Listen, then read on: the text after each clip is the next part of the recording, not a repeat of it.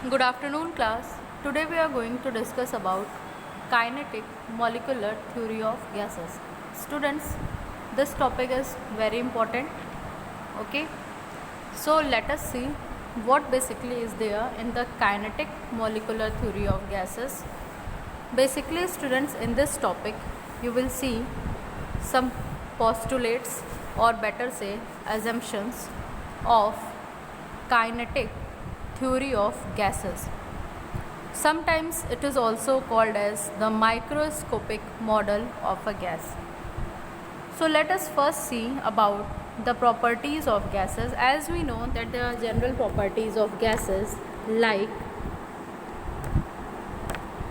expansibility, that means gases have the tendency to expand, and there are properties like compressibility. You've better seen these examples in your homes also. The gases which we use like CNG, which is compressed natural gas. So there are so many properties like liquefaction of gases, like diffusion or effusion. You have seen when you lit incense stick, then fragrance is spread in the room. So these are the basic properties of gases. Okay, so students, these general properties, that may be expansibility, that may be compressibility, that may be liquefaction, diffusion or effusion, etc., have been observed experimentally.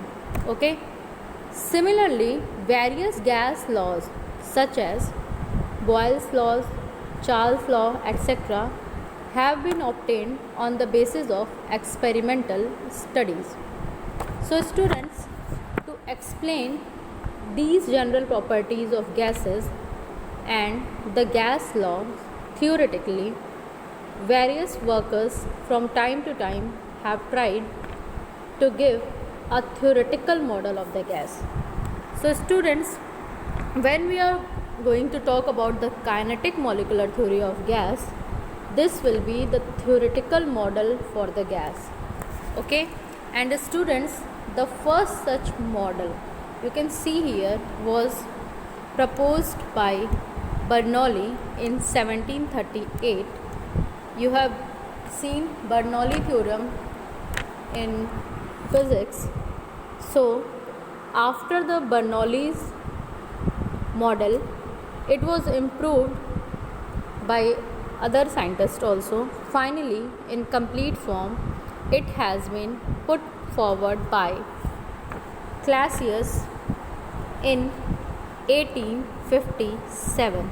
Okay, and it is known as the kinetic molecular theory of gases. Okay, students, and it was so called because it assumes the gas to be made up of a large number of molecules which were in ceaseless motion. मतलब students, जो इन्होंने Clausius ने जो अपना model दिया, ये basically वहाँ पे गैस को ऐसा अज्यूम कर रहे थे कि ये बहुत लार्ज नंबर ऑफ मॉलिक्यूल्स से मिलके बने हुए हैं, मतलब जो मॉलिक्यूल्स हैं वो बहुत ज़्यादा हैं. ओके, और दूसरी चीज़ इन्होंने कही कि इनका जो मोशन है वो सीजलेस है, मतलब इनको स्टॉप नहीं किया जा सकता. फॉर द सेम रीज़न, इसी कंटेक्स्ट में it is also called a dynamic particle body, इसीलिए इसको डायनेमिक पार्टिकल मॉडल भी कहते हैं. ठीक है स्टूडेंट्स, इसको माइक्रोस्कोपिक मॉडल भी नाम दिया गया. क्यों दिया गया? बिकॉज मॉडल जो है वो अज्यूम कर रहा था कि गैस जो है वो बनी हुई है मॉलिक्यूल से जिसको हम लोग देख नहीं सकते हैं. Okay, which we can not see. That's why they are also called as microscopic model. Generally students, आपके एग्ज़ाम में kinetic molecular theory of gases से ही क्वेश्चंस रेज होंगे. आपको पोस्टुलेट्स लिखने को आ सकते हैं, but sometimes in your competitive exam etcetera it may ask give the postulates for microscopic model, या आपको कई सारे मॉडल्स लिख देंगे, पूछेगा इसमें से माइक्रोस्कोपिक मॉडल कौन सा है, तो आपको सेलेक्ट करना होगा kinetic molecular theory of gases is the microscopic model. Now students, अब इन्होंने जो अजम्पशन रखे या आप कह सकते हैं जो पोस्टुलेट्स रखे वो आप इस तरीके से देख पा रहे हैं. The main assumptions on which kinetic theory of gases is based are, ये ऐसी हैं. The very first is every gas is made up of a large number of extremely small particles called molecule. यहाँ पे बस आपको एक चीज़ ध्यान रखनी है कि जो गैसेस हैं वो किससे बनी हुई हैं, मॉलिक्यूल से. ठीक है. दूसरी चीज़, all molecules of a particular gas are identical in mass, size and differ in these from gas to gas. मतलब स्टूडेंट्स, अगर हम बात कर रहे हैं O2 गैस की जो कि आइडेंटिकल है, तो इसमें क्या होगा, जो मास और साइज़ होगा सिमिलर होगा. लेकिन अगर हम रिस्पेक्टिवली देखेंगे O2 का N2 से या Cl2 से, तो इसमें डिफरेंस आएगा. Second thing students, the molecule of a gas are separated from each other by large distance so that the actual volume of the molecule is negligible as compared to total volume of the gas. मतलब student सीधी सी चीज़ आप ये starting से जानते हैं कि अगर हम gases particle का सेटअप लेते हैं तो इनके जो मॉलिक्यूल्स हैं वो क्या हैं, बहुत दूर दूर रहते हैं. ठीक है. और चूँकि जो ये गैसेस हैं वो सेपरेटेड हैं एक दूसरे से लार्जर डिस्टेंस से, इसकी वजह से इनका जो एक्चुअल वॉल्यूम होता है वो नेग्लिजिबल हो जाता है. Now students, third one is the distance of separation between the molecules are so large that the force of attraction or repulsion between them are negligible.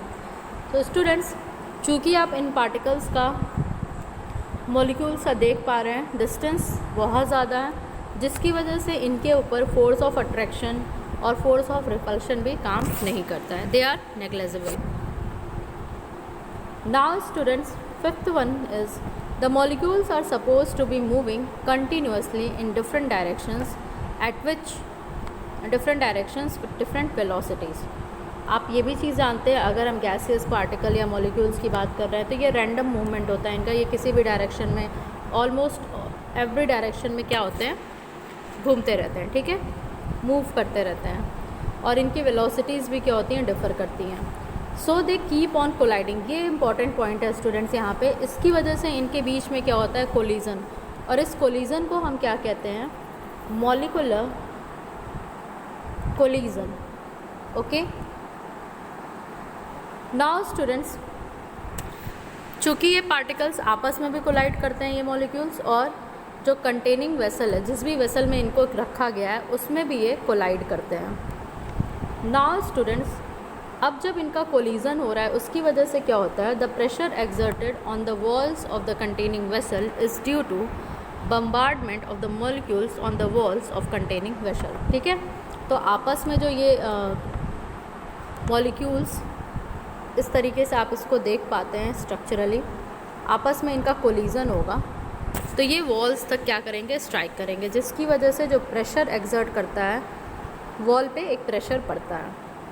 Now students, molecules are supposed to be perfectly elastic, hard spheres so that no energy is wasted when the molecule collide with one another. अब क्या है, इसको assume किया गया as a plastic, perfectly elastic. ठीक है. क्योंकि इनमें क्या होता है कि जो एनर्जी हो वो वेस्ट ना हो पाए. ठीक है. When the molecule collide with one another or with the walls of the vessel, the energy may however be transferred from some molecule to other on collision. लेकिन एक चीज़ हो सकती है स्टूडेंट्स इसमें कि इन मॉलिक्यूल से, जो कई मॉलिक्यूल्स आपको यहाँ पे दिख रहे हैं, एक मॉलिक्यूल से दूसरे में एनर्जी का ट्रांसफ़र हो सकता है. Okay. And now the last one students, since the molecules are moving with different velocity, चूँकि ये मॉलिक्यूल डिफरेंट वेलोसिटी से मूव करते हैं, they possess different kinetic energy. इनके अंदर क्या होता है, डिफरेंट काइनेटिक एनर्जीज होती हैं. However, the average kinetic energy of the molecule of gas is directly proportional to the absolute temperature of the gas. जबकि स्टूडेंट्स, अगर हम एवरेज काइनेटिक एनर्जी की बात करते हैं जो गैस के मॉलिक्यूल्स की होगी, वो डायरेक्टली प्रोपोर्शनल हो जाएगी उस टाइम पे जो एब्सोल्यूट टेम्परेचर होगा गैस का. This is all about today's lecture. Students, prepare these postulates, remember all the postulates because they are important from exam point of view. Okay, thank you class.